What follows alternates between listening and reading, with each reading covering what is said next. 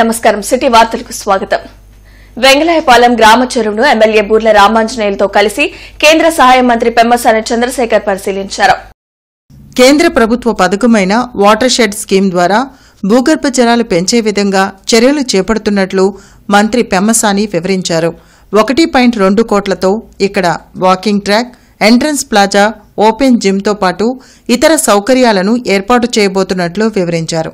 ఇంత ఖర్చుతో ప్రభుత్వం ఏర్పాటు చేస్తున్న వసతులను ప్రజలు బాధ్యతతో నిర్వహించుకోవాలని సూచించారు. కార్యక్రమంలో రావి వెంకటరమణ, ఇతర ఉన్నతాధికారులు పాల్గొన్నారు. అయితే ఇప్పుడు గుంటూరు చుట్టుపక్కల ప్రాంతాల్లో అవసరం లేదు అట్లాంటివి, ఎందుకంటే ఇక్కడ అబండెంట్ వాటర్ ఉంది. ఈ ప్రాంతాల్లో విలేజెస్లో కావాల్సింది ఏంటంటే ఒక ప్రాపర్ వాకింగ్ ట్రాక్, ఒక కమ్యూనిటీని ఎంగేజ్ చేసే విధంగా ఒక మంచిది కావాలనేటువంటి ఒక ఉద్దేశంతో మోడల్గా ఈ వెంగళాయపాలెం దాన్ని తీసుకొని చేస్తున్నాం అన్నమాట. ఇందులో దాదాపు 1.2 crores ఖర్చు పెట్టి ఇక్కడ ఒక entrance plaza, parking area, open gym, children's play area, community gather area, ఒక గజీబో, ఇవి చేసి చుట్టూ వాకింగ్ ట్రాక్ వేసి ఒకటి ఇనిషియల్గా 1.2 crores పెట్టి ఖర్చు పెట్టినా ఇది లాంగ్ టర్మ్లో విలేజ్ వాళ్ళు మెయింటైన్ చేసుకునే విధంగా సస్టైనబుల్గా ఎలా చేయాలనేది ఇందులో మెయిన్ ఉద్దేశం. దీనికి ఒక 200-300 కోకోనట్ ప్లాంట్స్ సరౌండింగ్ పెట్టే ప్లాంట్ చేయటం, కొంత ఫిషెస్ వేసి అందులో ఇన్కమ్ వచ్చే విధంగా పంచాయతీ చేస్తే రానున్న రోజుల్లో శంకర్ విలాస్ బ్రిడ్జి ఆర్యూపీ నిర్మాణం కోసం 2 వైపులా 2 పిల్లర్ల నిర్మాణ పనులు చేపట్టారు.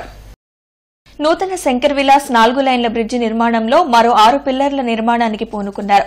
భవిష్యత్తులో శంకర్ విలాస్ బ్రిడ్జి కింద ఆర్యూబీ ఏర్పాటు చేసేందుకు తాలూకా వైపు 6 పిల్లర్లు చొప్పున 12 పిల్లర్లకు నిర్మాణం పనులు మొదలుపెట్టారు. పాత శంకర్ విలాస్ బ్రిడ్జిని తొలగించేందుకు మంత్రి పెమ్మసాని చంద్రశేఖర్ చొరవతో గుంటూరు డివిజన్ నుంచి అనుమతులు వచ్చాయి.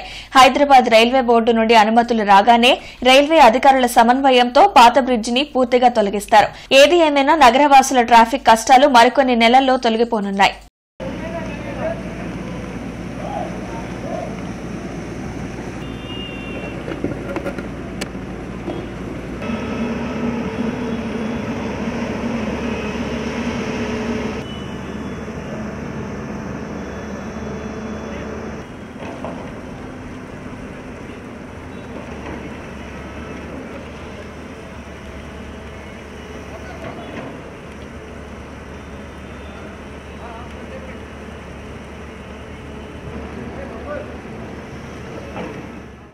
అఖిల భారత ఓబీసీ సంక్షేమ సంఘం రాష్ట్ర స్థాయి రౌండ్ టేబుల్ సమావేశం గుంటూరులో జరిగింది. ముఖ్య అతిథిగా మాజీ మంత్రి డొక్కా మాణిక్య వరప్రసాద్ హాజరయ్యారు. స్థానిక సంస్థల్లో బీసీలకు 34% రిజర్వేషన్ల అమలుపై రాజ్యాంగ సవరణకై చర్చ జరిగింది. ఈ సందర్భంగా జాతీయ అధ్యకులు అంగిరేకుల వరప్రసాద్ యాదవ్, డొక్కా మాణిక్య వరప్రసాద్ మీడియాతో మాట్లాడారు. కేంద్ర రాష్ట ప్రభుత్వాలు నవంబర్ 7వ తేదీ నుండి జనగణన చేయాలని తీసుకున్న నిర్ణయానికి ధన్యవాదాలు తెలిపారు. కూటమి ప్రభుత్వం ఇచ్చిన హామీ మేరకు బీసీలకు స్థానిక సంస్థల ఎన్నికల్లో 34% రిజర్వేషన్ కల్పించాలని డిమాండ్ చేశారు. బీసీ సప్లాన్ అమలుకు నిధులు కేటాయించాలని, బీసీలకు సామాజిక రక్షణ చట్టాన్ని వెంటనే అమలు చేయాలని విజ్ఞప్తి చేశారు. ఈ కార్యక్రమంలో రాష్ట ఉపాధ్యకులు బీఆర్ సింగ్, సత్యనారాయణ, జూపూడి శ్రీనివాసరావు ముఖ్య నాయకులు పాల్గొన్నారు. ఇంతమంది బీసీలు, కోట్ల మంది బీసీలు గొంతెత్తి అరుస్తున్నారు. బీసీలు, ఎస్సీలంతా 50% రిజర్వేషన్ ఏందా ఇది తీసేయండి అని చెప్తే అసలు అది పార్లమెంట్ సుప్రీంకోర్టు చెప్పిన దాన్ని వెంటనే చేసేయచ్చు కదా. నువ్వు ఒక మంచి దేశానికి మంచి చేస్తే ఒక సుప్రీంకోర్టు చెప్తేనేమో దాన్ని వెంటనే తీసేసావు. ఒక చెడు చెప్తే సుప్రీంకోర్టు 50% అనే ఒక దుర్మార్గమైన జడ్జిమెంట్ చెప్తే సుప్రీంకోర్టు హ్యాస్ నో అథారిటీ. నేను యాజ్ ఎ లాయర్ గా చెప్తా ఉన్నాను, 50% చెప్పడానికి సుప్రీంకోర్టు అధికారం లేదు. ఏ ప్రాతిపదికన చెప్పిన సుప్రీంకోర్టు చెప్తే దాన్ని దైవ సమానంగా అది ఉండాల్సిందే అని అంటున్నారు. మరి అదే మంచి చెప్పింది కదా సుప్రీంకోర్టు ఎన్నికల కమిషన్ విషయంలో చెప్తే వెంటనే దాన్ని రద్దు చేశారు. మరి దీన్ని ఎందుకు రద్దు చేయవు? బీసీల కోసం అంటే నీకు బీసీల మీద ప్రేమ లేదు, బీసీలను వాడుకోవటం అనేది మనం చెప్పాల్సిన అవసరం, దాన్ని ప్రశ్నించాల్సిన అవసరం. నీదే 2 నాలుకల ద్వారా ఇది. నువ్వు నీకు అవసరమైనప్పుడేమో సుప్రీంకోర్టు జడ్జిమెంట్ తొలగిస్తావు, నువ్వు అది నాకు సంబంధం లేదు, అది పనిచేయదని చెప్తావు. బీసీల కోసం వచ్చేసరికి అబ్బా 50% అడ్డం వస్తుంది అని చెప్పి నేను మభ్య పెడతాను. మరి ఎన్నికల సందర్భంలో టీడీపీ సంకీర్ణ ప్రభుత్వం బీసీలకు 34% రిజర్వేషన్లు స్థానిక సంస్థల్లో అమలు చేస్తామని హామీ ఇచ్చినటువంటి నేపథ్యంలో ఈరోజు రాజ్యాంగ సవరణ చేసి ఈ రాష్ట్రంలో ఆంధ్రప్రదేశ్ రాష్ట్రంలో స్థానిక సంస్థల ఎన్నికలు జరపాలని, దాని ద్వారానే 34% రిజర్వేషన్ల అమలు సాధ్యమవుతుంది. కాబట్టి రాజ్యాంగ సవరణ చేయడానికి, స్థానిక సంస్థల్లో బీసీలకు 34% రిజర్వేషన్లు కల్పించడానికి రాష్ట్ర ముఖ్యమంత్రి చంద్రబాబు నాయుడు గారు ప్రధానమంత్రి నరేంద్ర మోడీ గారి మీద ఒత్తిడి తీసుకురావాలని ఈ సందర్భంగా విజ్ఞప్తి చేస్తూ ఉన్నాం. మరి ఈ రాష్ట్రంలో కేంద్రంలో తెలుగుదేశం పార్టీ క్రియాశీలకమైనటువంటి పాత్ర పోషిస్తున్న నేపథ్యంలో మరి బీసీల పార్టీగా మొంతా తుఫాను వల్ల పంట నష్టపోయిన రైతులను ప్రభుత్వం వెంటనే ఆదుకోవాలని రైతు సంఘం నేతలు డిమాండ్ చేశారు. బ్రాడీపేటలోని సిపిఎం కార్యాలయంలో జరిగిన మీడియా సమావేశంలో రైతు సంఘం జిల్లా కార్యదర్శి కంచుమాటి అజయ్ కుమార్ మాట్లాడారు. మొంతా తుఫాను కారణంగా తెనాలి, పొన్నూరు, ప్రత్తిపాడు నియోజకవర్గాల్లో రైతులు అత్యధికంగా నష్టపోయారన్నారు. అధికారులు క్షేత్రస్థాయిలో పరిశీలించి పంట నష్టాన్ని నమోదు చేయాలన్నారు. అంతేకాకుండా కౌలు రైతులను కూడా దృష్టిలో పెట్టుకుని నష్టపరిహారం అందించాలని కోరారు. వరికి 25,000, ప్రత్తికి 10,000, ఉద్యానవన పంటలకు 50,000 చొప్పున ఇవ్వాలని డిమాండ్ చేశారు. ఈ కార్యక్రమంలో బిక్కి శ్రీనివాసరావు, తలసిల సుధాకర్ పాల్గొన్నారు. దాదాపు 60,000 ఎకరం నష్టం జరిగిందని అంచనా వేసినట్లు అధికారులు చెప్తున్నారు. దాంతోపాటు ఉన్న పంటల్లో 20% దెబ్బతిన్నదని చెప్పేసి ప్రభుత్వ అధికారులు లెక్కలు ఇచ్చారు. దాంట్లో ప్రధానంగా వరికి సంబంధించి 33,000 ఎకరం, పత్తి 23,000 ఎకరం, అపరాలు దాదాపు 4,000 ఎకరం, ఉద్యాన పంటలు దాదాపు 2,000 చిల్లర దాకా నష్టపోయినట్టు అంచనా ఇచ్చారు. ఇందులో ప్రధానంగా తెనాలి, పొన్నూరు, పత్తిపాడు నియోజకవర్గాల్లో బాగా డ్యామేజ్ జరిగింది. అయితే ప్రభుత్వం వేసిన లెక్కల ప్రకారం క్షేత్రస్థాయిలో అధికారులు ఇచ్చిన రిపోర్టు ప్రకారం 2 రకాలుగా రిపోర్ట్ ఇస్తున్నారు. 30వ తేదీ ఏమో ఒక రిపోర్ట్ ఇచ్చారు, మళ్ళీ నిన్న ఇంకో కొత్త రిపోర్ట్ వస్తుంది. జాతిపిత మహాత్మా గాంధీ, దేశ తొలి ప్రధాని జవహర్లాల్ నెహ్రూలను కించపరుస్తూ వ్యాఖ్యానించిన శ్రేష్ఠి వర్మ, రాహుల్ రామకృష్ణ, శ్రీకాంత్ అయ్యంగార్లపై పోలీసులు చర్యలు తీసుకోకపోవడంపై ఎన్ఎస్యూఐ ఆగ్రహం వ్యక్తం చేశారు. పోలీసులు తక్షణమే స్వాతంత్ర సమరయోధులపై అనుచిత వ్యాఖ్యలు చేసిన వారిని అరెస్టు చేయాలని డిమాండ్ చేస్తూ హిమనీ సెంటర్లోని గాంధీజీ విగ్రహం వద్ద ఎన్ఎస్యూఐ జిల్లా అధ్యక్షులు కరీం ఆమరణ నిరాహార దీక్షను చేపట్టారు. అయితే దీక్షను చేపట్టిన ఆందోళనకారులను పోలీసులు అదుపులోకి తీసుకుని పోలీస్ స్టేషన్కు తరలించారు. దీంతో కొంతసేపు అక్కడ ఉద్రిక్తత ఏర్పడింది.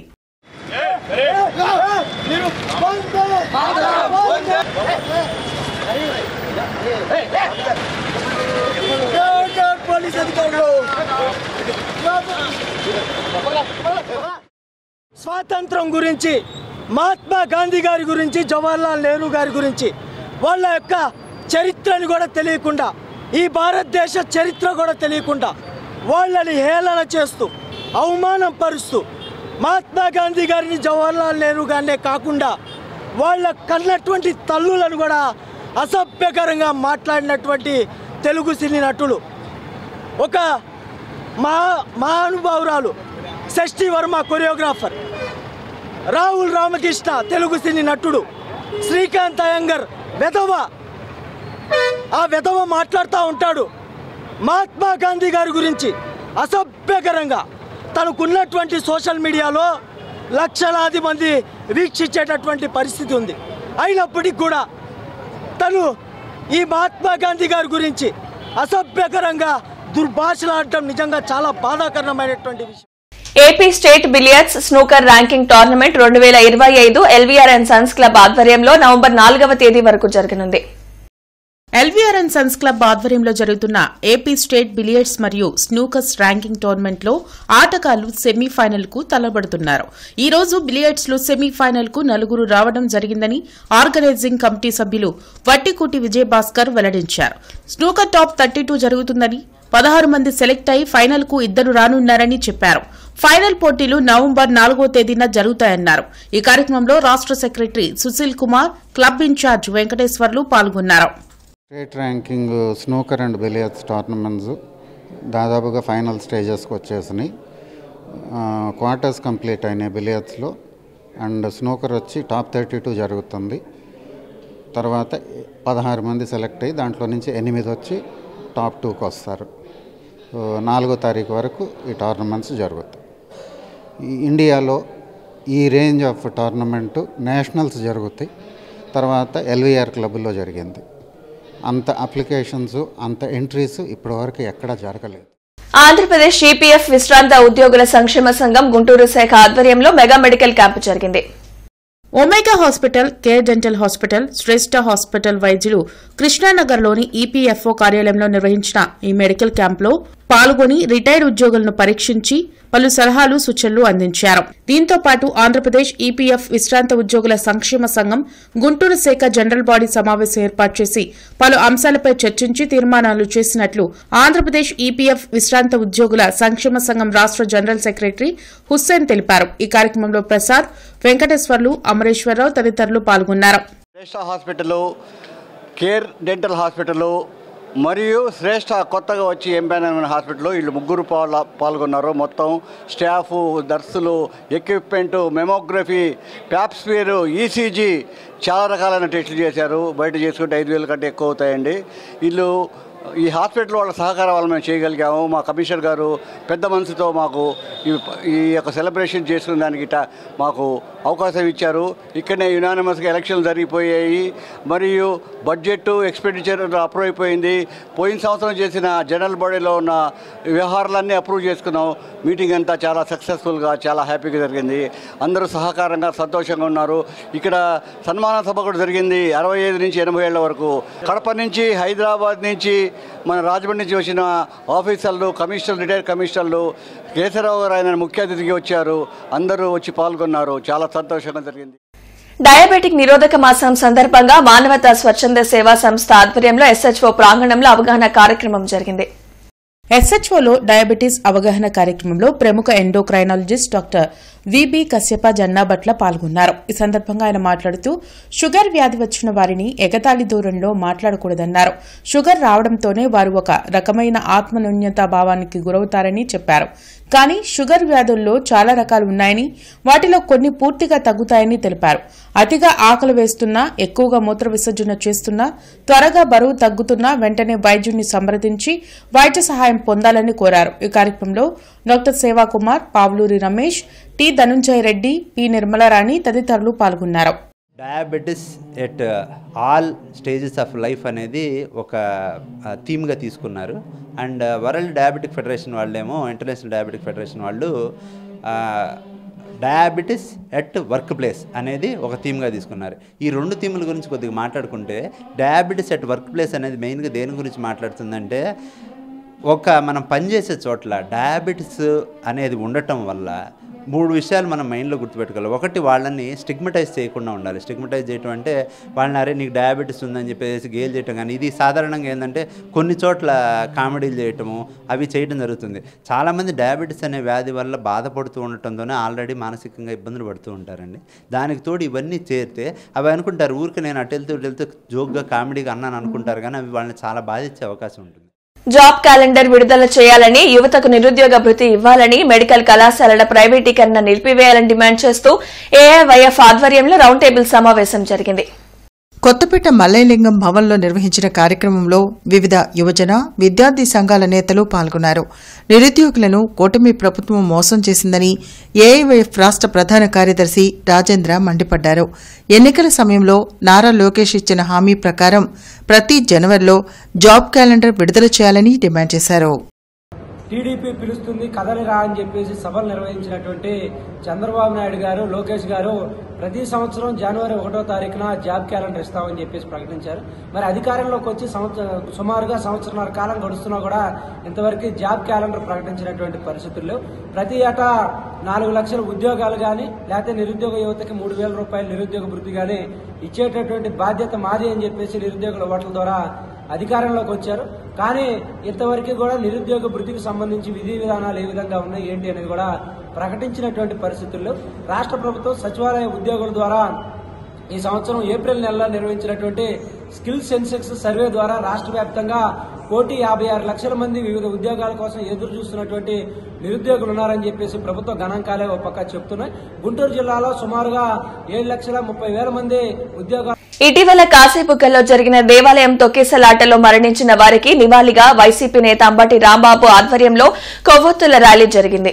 ఈ సందర్భంగా ఆయన మాట్లాడుతూ కూటమి ప్రభుత్వం ప్రజలకు రక్షణ కల్పించడంలో విఫలమైందని, చంద్రబాబుకు చిత్తశుద్ది లేదని, ప్రతిపక్ష నేతలను అరెస్ట్ చేయడంలో ఉన్న శ్రద్ధ ప్రభుత్వాన్ని సజావుగా నడపడంలో లేదని విమర్శించారు.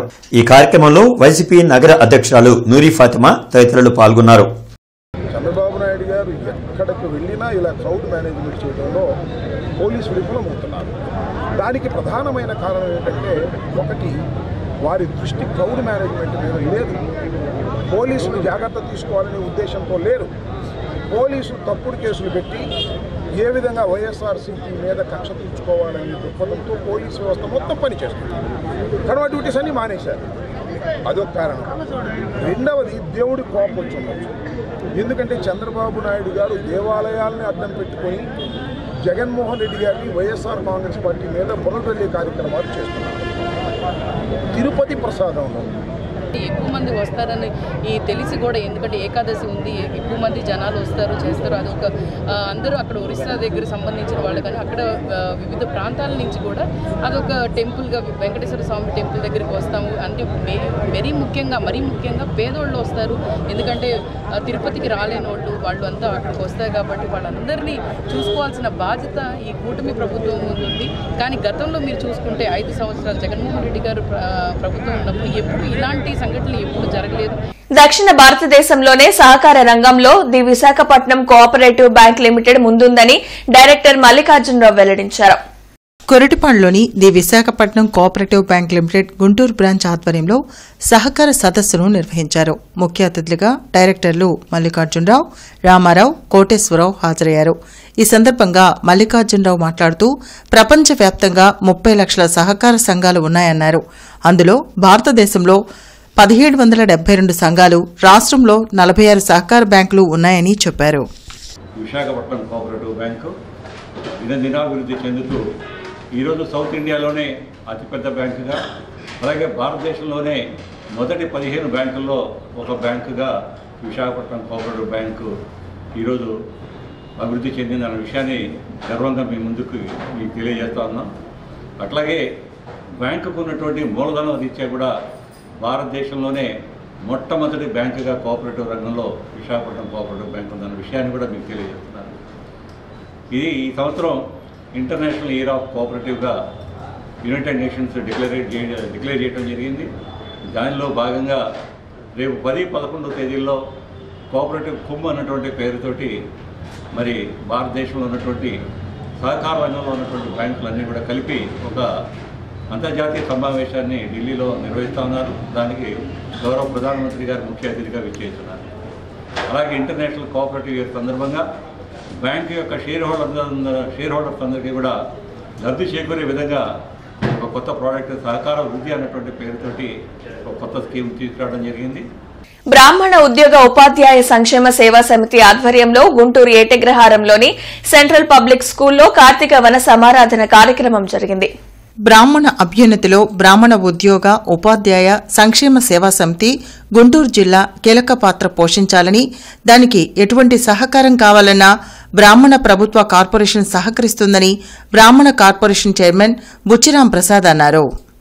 ఈ కార్యక్రమంలో అధ్యక్షులు పార్థసారథి జంగాలపల్లి మాట్లాడుతూ సమితి ఉద్యోగుల ఉపాధ్యాయుల అభ్యున్నతి కోసం నిరంతరం కృషి చేస్తుందని, సంస్థ యొక్క లక్ష్యాలు సాధించడానికి సభ్యులు సహకరించాలని కోరారు. డిపో కండక్టర్ వసంతరావుని 1/19 సర్క్యులర్ కు వ్యతిరేకంగా అక్రమ సస్పెండ్ చేసినందుకు ఎన్ఎంయూఏ యూనియన్ సభ్యులు రిలే నిరాహార దీక్షలు ప్రారంభించారు. ఈ రిలే దీక్షల్లో PH Rao, VMS Reddy, Y Ravi, TS రావులు పాల్గొన్నారు. డిపో కమిటీ తరపున వారికి అభినందనలు తెలిపారు.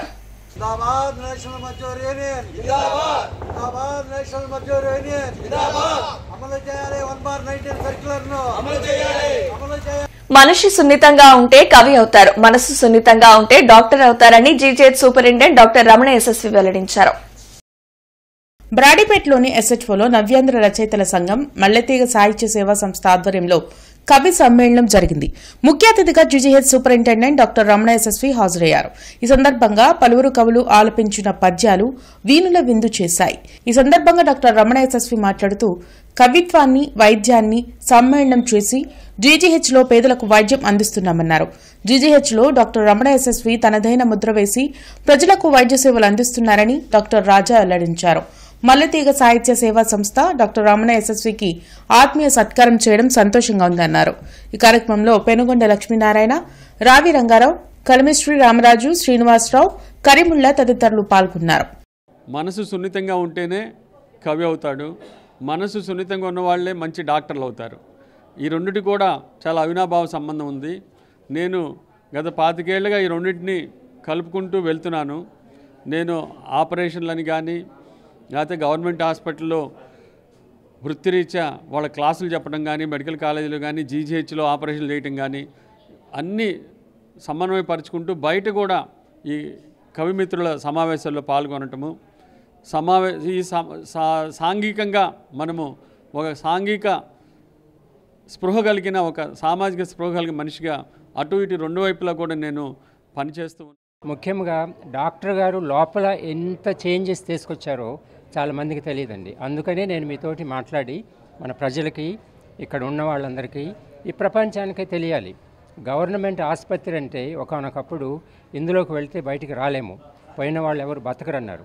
ఈరోజు బయట ఆసుపత్రికి వెళ్తే మేము బతుకుతాం కానీ మా జీవితాలు నాశనం అవుతాయి, కానీ ఇక్కడ మేము బతుకుతాము, మా జీవితాలు ముందుకు వెళ్తాయి, మా జేబులో డబ్బులు ఖర్చు కాదు అనే ఒక కల్చర్ని, రమణ గారు కల్చర్ని ఆ రోజు నేను చెప్పానండి మాట.